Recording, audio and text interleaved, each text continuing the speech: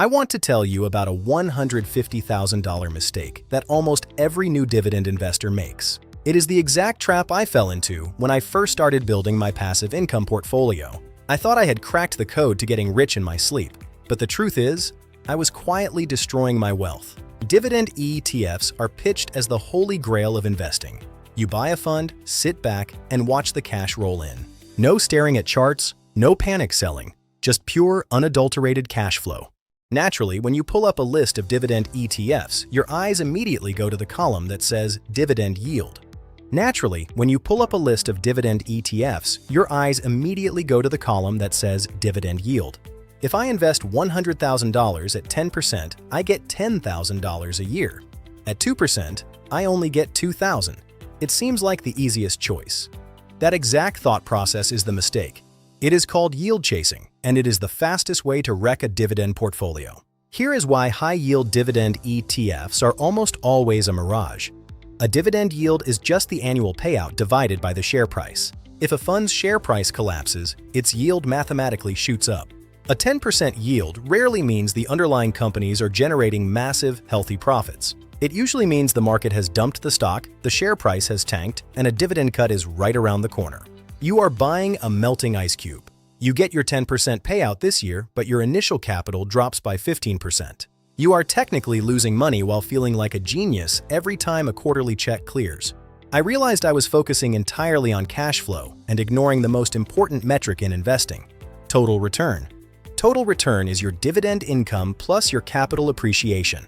I stopped looking at the highest yielding covered call ETFs and mortgage REITs and started looking at dividend growth ETFs. These funds do not yield 10%. They usually yield somewhere around 2 to 3%. But here is the secret. The companies inside these funds are actually growing their businesses, increasing their share prices, and raising their payouts every year.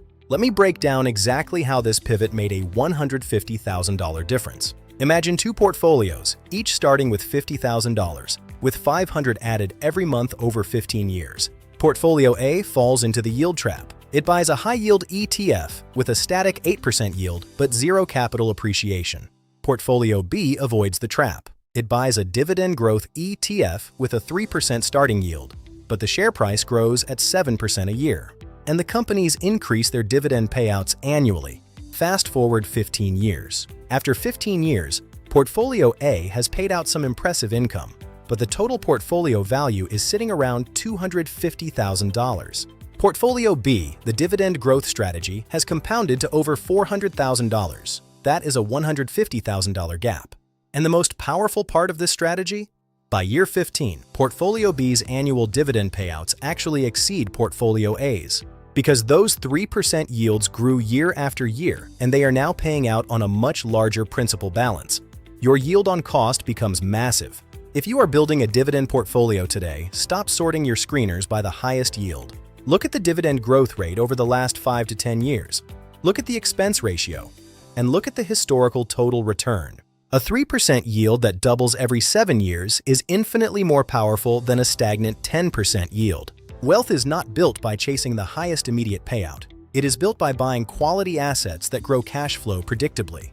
Do not let the illusion of a high yield cost you hundreds of thousands of dollars in real compounding wealth.